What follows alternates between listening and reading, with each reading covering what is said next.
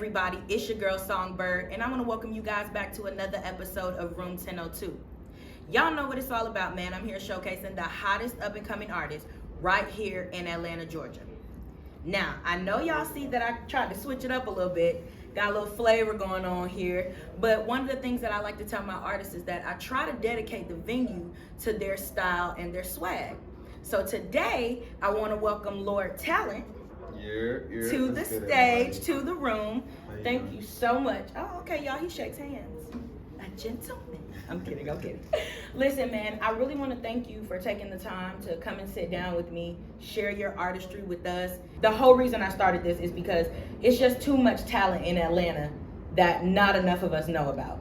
So I always appreciate when people are actually willing to come and share their artistry with you. People don't have to do that. Like, you don't have to actually show who you are behind the lyrics and stuff. So I appreciate you taking the time, man. That's no problem. Thank you. Thank you for having me on your show. Absolutely. And giving me space to actually give everybody my message and talk to the people about what I actually do outside of music. Exactly. Of course about my music, but like where I'm from, And that's what I wanted to start you off with. So I start all of my artists off with the same question. Okay. So I just want to know, who is Lord Talent? I am Lord Talent. Ah, he is Lord Talent. I am Lord Talent. And Lord Talent is who I become at night, really. Throughout the day, I'm Belmont Jackson. And, but not too many people know Belmont. So Belmont is from Yonkers, New York. Lord Talent is from Atlanta. That's actually deep. I like that. So Lord Talent, I became Lord Talent about 7 years ago. Okay. And it started with a group that I wanted to be in.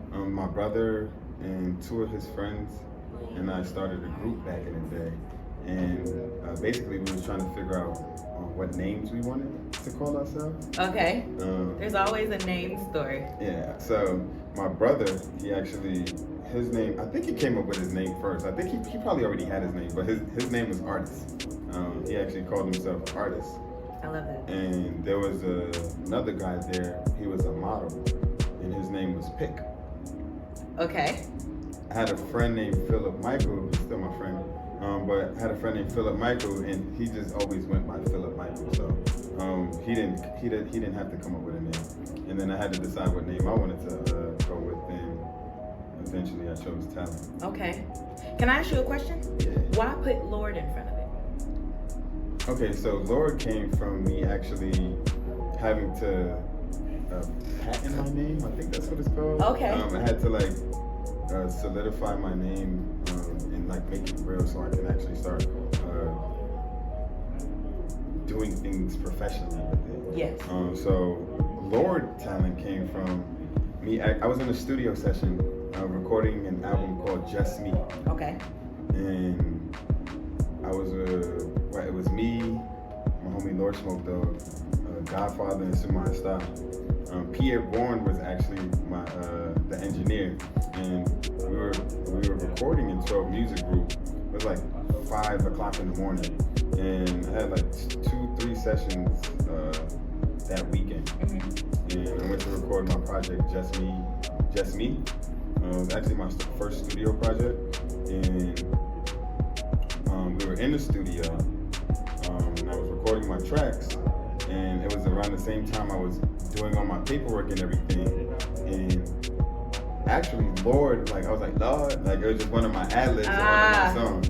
And when I stepped out, my homie Smoke Dog, he's Lord Smoke Dog now, but he was Smoke Dog then. He was like, yo, that was fire. And I was like, what was fire? He was like, Lord, he did it. I was like, oh, that's hard. So then, I said it in every song. After that, I was like, I am Lord Talent. And that's where it came from. So then I solidified with it. Okay. Yeah, no, listen. I feel like those name stories are really significant because it seems like when you're establishing your name, I know for me when it came to establishing the name of the show, it was like, what do I want people to think about when they hear that name? Because sometimes that's all you get. Sometimes they don't go listen, they don't go look, they don't click. but all they hear is the name. And so I feel like that moment really for everyone is like when you solidify like, okay, I'm really about to be an artist, a creative, whatever it is that I'm trying to branch out and do. I want to know how you wound up in Atlanta. I've listened to a lot of your music, and I know you said something. I remember growing up, moving to the A. So how old were you when you moved to Atlanta? When I moved to Atlanta, I was 16. Ah, okay. I was 16 and I moved here because my mom lived here, and she lived with her and I think 5 of my brothers. I'm the youngest of 11. So she wow, I should have started with that. But she moved here with some of my brothers, and I was living in North Carolina at the time with my Aunt Sheila, and I actually was coming here to visit. And when I came, I was with my brothers. Actually, one of my good friends, he's like my brother right now, but his name is Jamal. I was staying with him for the summer, and like I ended up getting a job at Chick-fil-A like the second day. That was my first job. Yeah, the second day I was here, I got a. What'd you say? My pleasure. So the second day I was here, I actually got a job, and like I was just like, I'm just gonna stay. I wanted to stay with my brothers. I miss my brothers. I miss my mother. And my mother was driving trucks, and she had just like stopped driving trucks. So when I came here and I saw everybody, I was like, I can't go back to North Carolina. So I stayed here. And I was like 16. Got my first job at 16. I went to North Springs. I also went to Riverwood. So I went to Riverwood International Charter School first. Okay. And then from Riverwood, I transferred to North Springs International Charter School. I think that's an art school. North Springs was like an art school. And Riverwood was like very diverse. Had different cultures and everything. So I kind of want to know how, when you got to Atlanta and you were 16, okay, you get your job, you grow up, how did the music, the artistry, like how did that kind of start? Okay, so was that birth here? It was birth, I would say it was birth here for me to be an artist. But like growing up, I listened to Eminem and Jay-Z. My brother liked Eminem and my other brother liked Jay-Z. So I would listen to those artists. I also like Jadakiss. Okay. So Jadakiss was really dope to me as well. So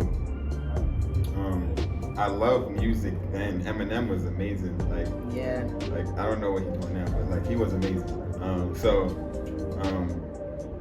When I moved to Atlanta, I moved to North Carolina, and I stayed with my aunt. She was religious, Christian religion. So I actually didn't even listen to rap music or anything for maybe about like 4 years of my life. Like only I listened to like old school rap with my uncle. Yeah. But even then he didn't really listen to too much secular rap. So it was more like Christian music and stuff that I listened to. So then when I moved to Atlanta, the first artist I listened to was Lil Wayne. He had dropped the Carter 3. The best one. The best one. Yeah, he wiped the floor with us with that one. Yeah, so I moved from my aunt's house. I moved there, and he had dropped the Carter 3. Listen, we was in Jamal's basement. That's why I ended up staying. My homie went. Okay. I told you, we ended up staying. We was in his basement with black lights, listening to the Carter 3. Learning every word, pumping, dancing, going crazy. Like we was going crazy. And then from there, I got hip to like, Andre 3000. Yeah. And like the Atlanta staples. Gucci Mane. I think Young Jeezy was one of the popular rappers at the time as well. And then Migos were popular as well, but I actually ended up liking Nicki Minaj and Drake, and from Young Money, I mean, they were a dynamic duo. Right? Yeah, so I listened to Lil Wayne all the time, and then when he had signed them, like that was it. I was like, I'm listening to Drake, listening to Nicki, listening to Wayne, and those were my favorite artists at the time, and that's what inspired me to like. I used to write poetry, but I remember Drake on Drake's, I don't know what album it was, but he was like, he met Courtney from Courtney from Peach Street or whatever. The one that I needed was Courtney from Hooters and Peach Street. The one that I needed was Courtney from Hooters and okay, so I was actually signing up to go to the military around that time. So I didn't partake in, any like extra activities for about 6 months. But then I actually decided not to go to the army. It's a long story. We can talk about that later. But okay. I actually ended up not being able to go to the army. So then when I started to partake in, the extra, we were at a Drake listening party. It was the day he dropped his album, and I heard that line, and I was like, yo, we all stopped, like, yo, he really know Courtney, like, and we was all awed, and we was like trying to figure out if he knew her or if it was just something being written down. And from that day, I was like, oh, I could just write my life, and it's going to touch people how that happened. Like, literally everybody was all like, oh, who's Courtney? And it made sense to me that I could be an artist and put my life into it, and you actually understand. Like, in the song, exactly. I moved to the A. I was from New York. I moved to the A. I worked at Chick-fil-A. All the stuff is in the music, and I realized that I could actually express myself into music and explain my life that way from that simple line. And I was literally gonna mention that, like, a lot of the industry now is really, really saturated. I kind of feel like it's always been saturated. There's always been that thin line between the artists who are actually good artists and then the artists who are popular. Right. And so I really wanted to know how you feel, as an independent artist, when you're sharing your music and you're putting yourself out there, like what impact do you feel like you're making on the people that are consuming your music? Because I mean, it's a diet just like anything else. If I'm playing your music on repeat, what am I really getting from Lordtown? You're gonna feel empowered, and you're gonna want to have a good time, hang out with your family. Because, my group and my people, we call ourselves, well, we are the Royal Family. So I drop the family in my music a lot because I love my family. So if you listen to my music and you repeat what I'm saying, you're gonna say the family, which you will be saying the family which will relate to your family. Yeah. And certain things that I say, if you repeat it, you're gonna be saying it about yourself. So when you're saying it and when you're repeating what I'm saying, and it becomes a chant, and it becomes what you listen to every day and put it on repeat, you'll then be empowering yourself, and you'll be saying things that it's gonna have fun and have parties and spend time with your family and friends, go on vacation. And if those are things that you like to feel and do and even want to do, then you'll enjoy my music because you'll be saying those things when you're listening to it, and then you'll be able to feel that way and do those things. Yeah. Well, talk to me a little bit about your favorite project then. My favorite project. You told me the other day, but I want to let you say it. My favorite project is Just Me Too. Mm-hmm. It's called The New Beginning. So I love Just Me Too because, we'll go back. Okay. So I had moved to Florida. I was engaged. Okay. And my music was part of the reason it didn't work. Interesting.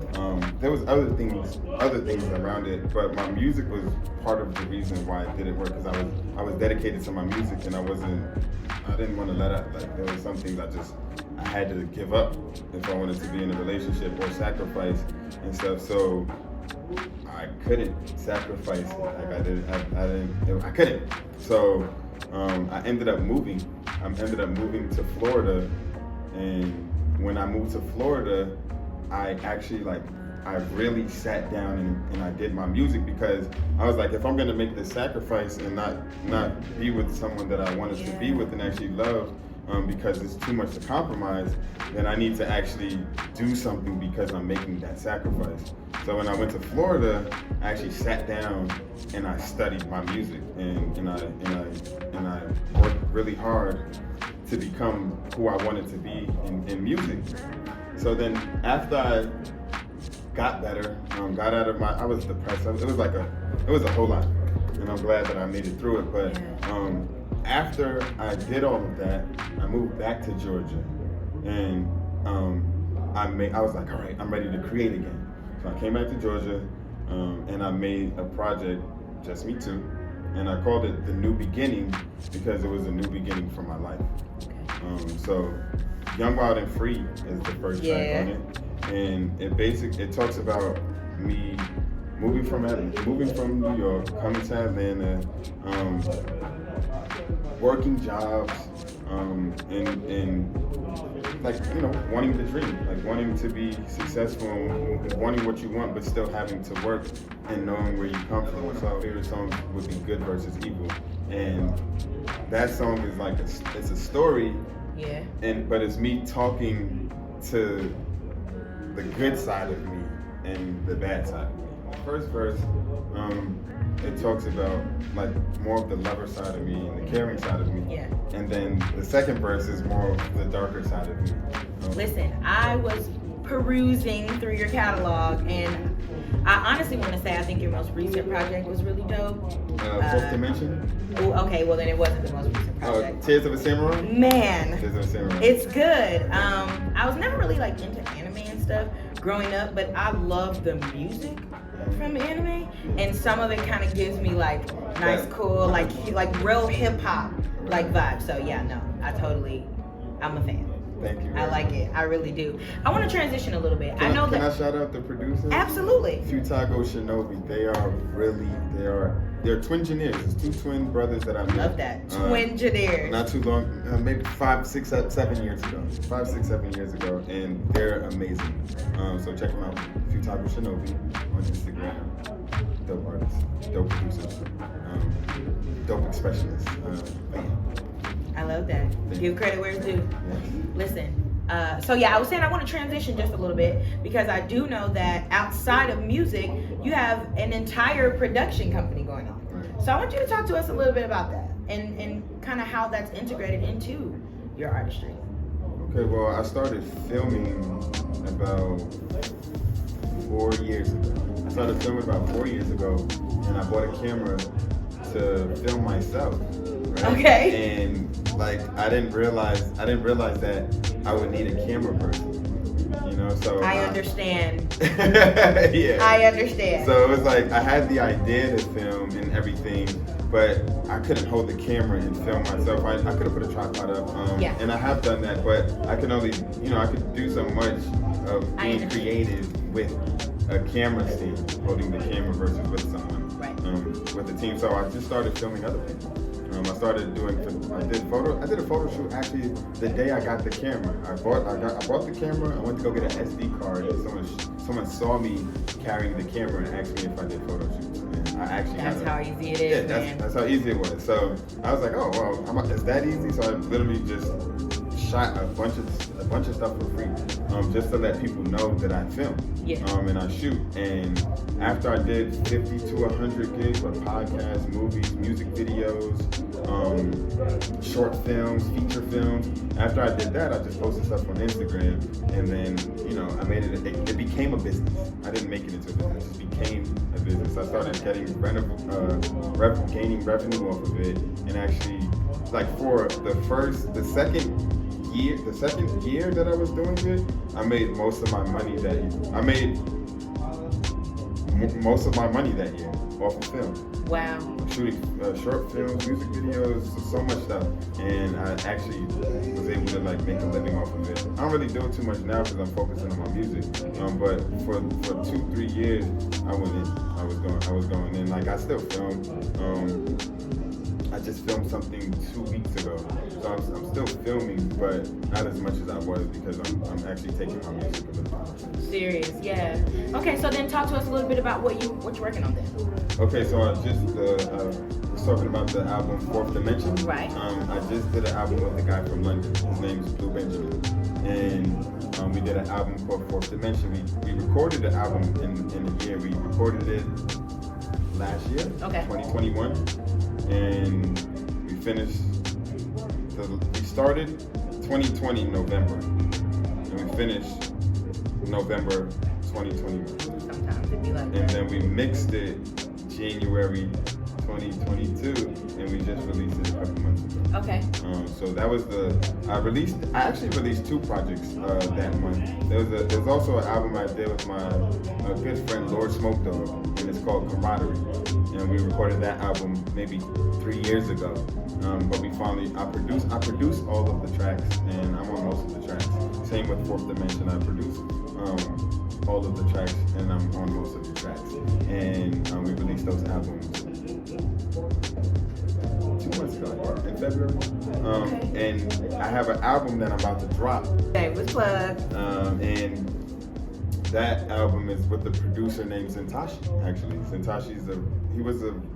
I was in a band for 8 months. Okay. And I met the lead singer's brother was a producer. He was 13. He's amazing. He's an amazing producer.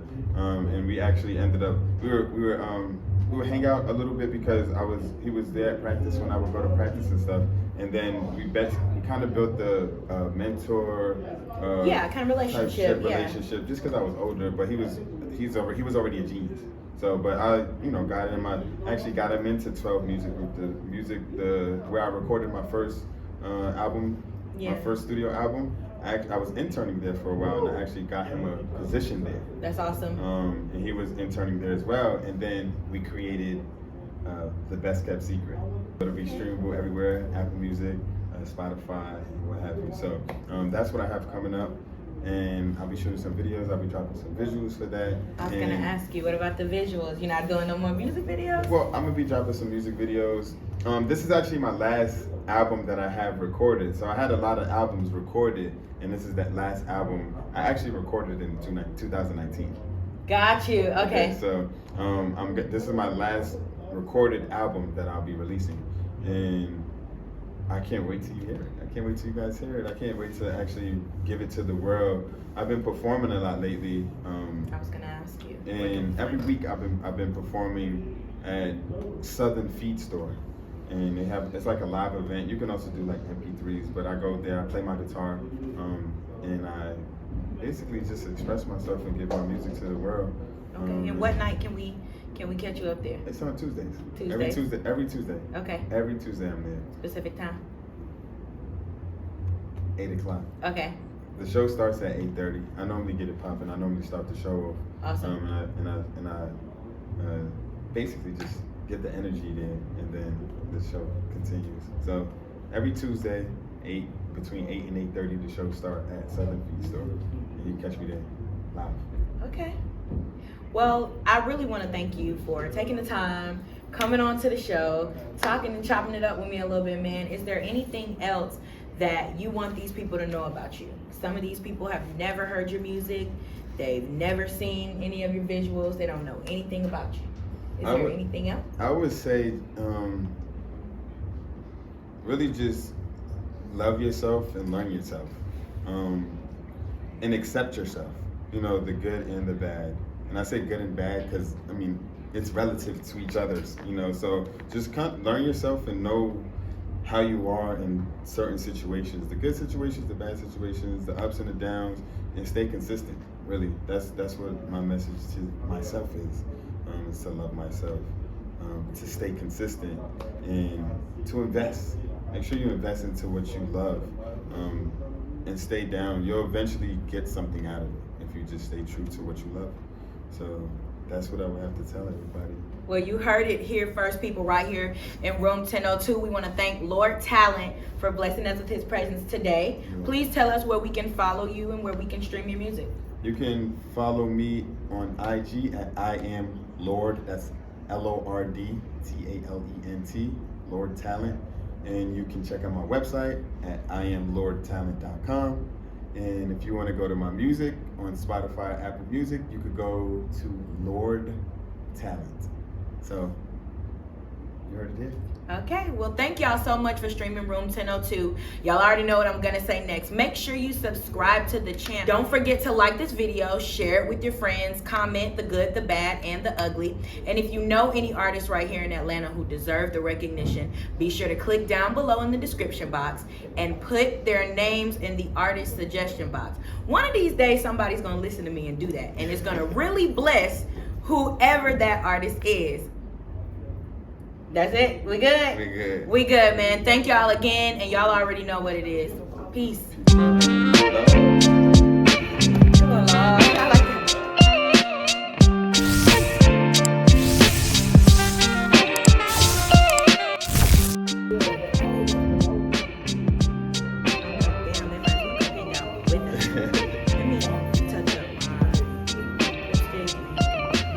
I like it. Do I have to look at the camera more? Like, I don't know. I